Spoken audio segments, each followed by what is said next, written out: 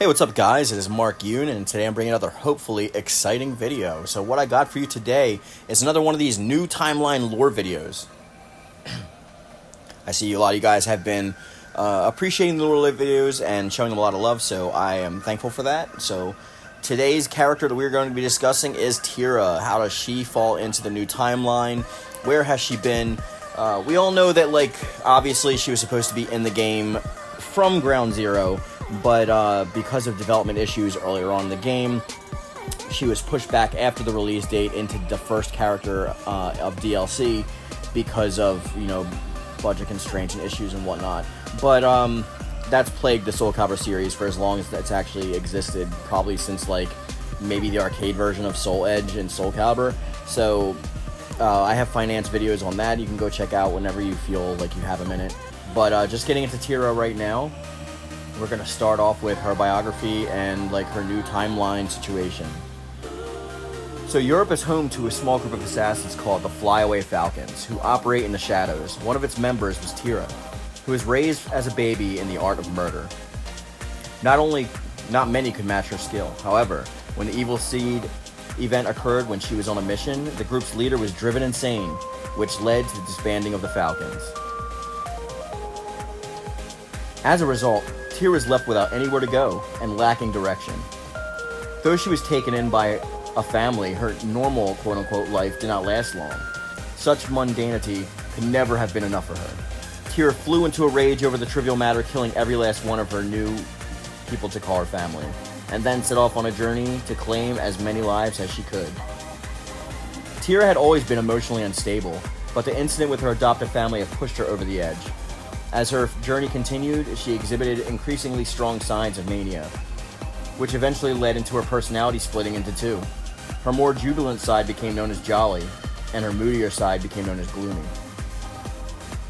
One day, she happened upon the after effects of Nightmare's cruelty. Despite thinking she had grown numb towards death, this level of atrocities even took Tira back. Bewitched by the Azure Knight's handiwork, she set out to locate him. However, when she arrived at Ostrinesburg, he was nowhere to be found. According to a man who carried a great scythe, Nightmare was nothing more than a puppet of the cursed sword Soul Edge. If that was the case, she decided, then she would set her sights on finding the blade itself. By now, she was convinced beyond doubt that they were fated to meet. So that covers her original backstory, and now let's get into what happens with Tira and the Conduit, which is us in Libra of Souls. By the way, guys, Libra of Souls is not a mode to be missed because there's a lot of lore that is actual canon to the game that is set up throughout Libra. So I know a lot of people are begrudgingly not wanting to play that mode, but if you have extra time and you're waiting for the DLC, I would suggest playing Libra of Souls at least once. I would do it twice so you can get both of the endings, but that's just me because there's a lot of lore packed into there. If not, you can just keep watching these videos and listen to me talk about it. Tira came across the Conduit, being us, as she was hunted down by the Bird of Passage. When she was seemingly kidnapped, she left a trail of crumbs from the bread that she had received from the Conduit to have them follow her trail. Upon arriving at the assassination headquarters, Tira massacred the members of the Bird of Passage and attacked the Conduit when they had arrived.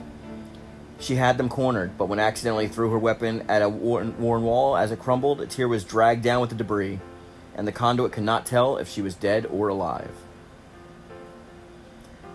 So obviously a lot of these characters have interactions with the Conduit, being us, that is in Libra of Souls. And Libra of Souls is important for that fact that even though it is our created character, they found a way to actually put us in there and give us sort of a backstory. So as a Conduit, any character we create that's in that variation is going to lead towards whatever happens in the future iterations of the game. So that's why I think it's important to play, because, like, I think it actually plays a big role, especially when bringing Algol back. I don't necessarily think that if the Conduit is going to become Algol himself, but I think the Conduit is going to be a conduit for Algol's return. So I think they gave us a big hint in that actual name itself. Whether it's absorbing all the power from the astral fissures and being controlled by the new ultimate seed that is created by Aswell, or if you come about a different way, I know that, like, we're going to play a large role in that. I think Tira is also going to play a large role in that, which is why I wanted to cover her. Though she's not technically Malfested, she is one of those people that is obsessed with the Evil Seed. She is obsessed with Soul Edge, and she wants to get her hands on it for power's sake. And her two split personalities really play a unique role with her character, because we don't see that kind of mental instability with any other character within the actual genre or series itself. They're either usually evil for evil's sake, or they're just selfish for selfish sake, or they're good for good's sake. So it's nice to see a kind of division between her character where she can help you one minute and turn her back on you the next. It's something that leads to her obviously not being able to be trusted, but it also makes her likable enough that people will probably want to try and help her in the future. So whether she ends up on the good side or the bad side is left to be desired. I think that she'll always just be on her own side, and she'll probably just use both ends to justify her own means. But I think that her character is actually a pretty cool one, and the changes to her were negligible in this one.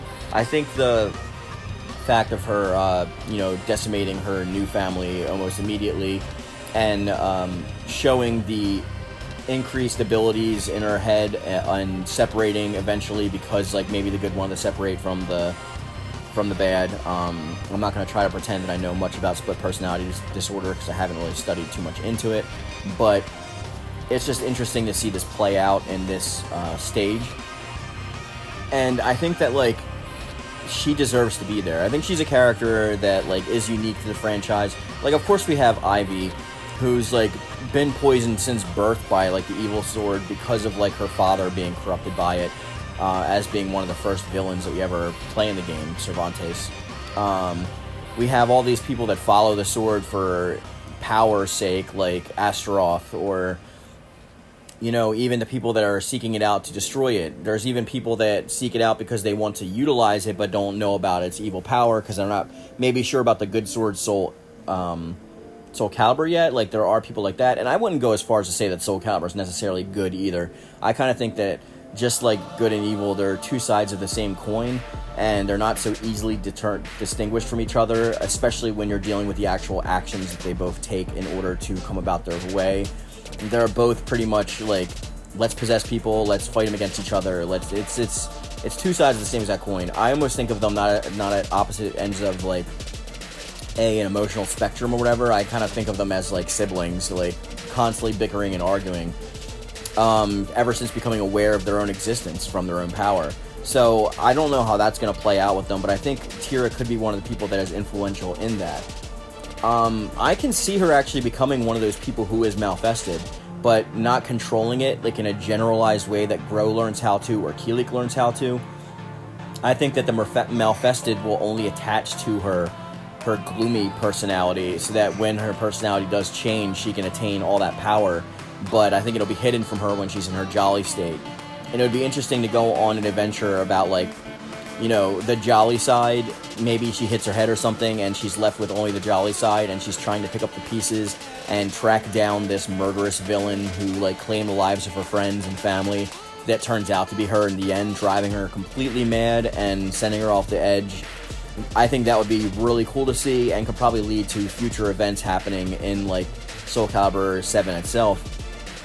And I think that might be a direction where they could possibly go. But we're going to cover Malfested next week, so I just wanted to talk about that, just to, I guess, lead up to the implications that could be caused by her becoming Malfested in that. And I hope you guys are enjoying these lore videos. Leave your comments down below. Did you like the new Tira? Do you prefer the old Tira back? Where do you see the story going? Any and all thoughts, just drop them below, and I'd love to hear them and reply to them, as well as everybody else. Let's start a conversation. So with that being said, guys, I'm going to bring this video to a close. I want to thank you, and as always, guys, Vic you. Hey, what's up, guys? Have you always wanted some sweet Mark Yoon merch? Maybe a Thick You shirt, maybe a shirt from Squirt, maybe my pretty face with my logo all over your body, or a throw pillow, or blanket, or anything? Well, you're in luck, because I just launched my merch store, and it is going to be available on Redbubble, and you will find a link to it in my description box down below. It's got a lot of quality content and a lot of good stuff for you to pick up, so you can show your support for the channel and just rep Mark Yoon. Alright, guys, as always, Vic you.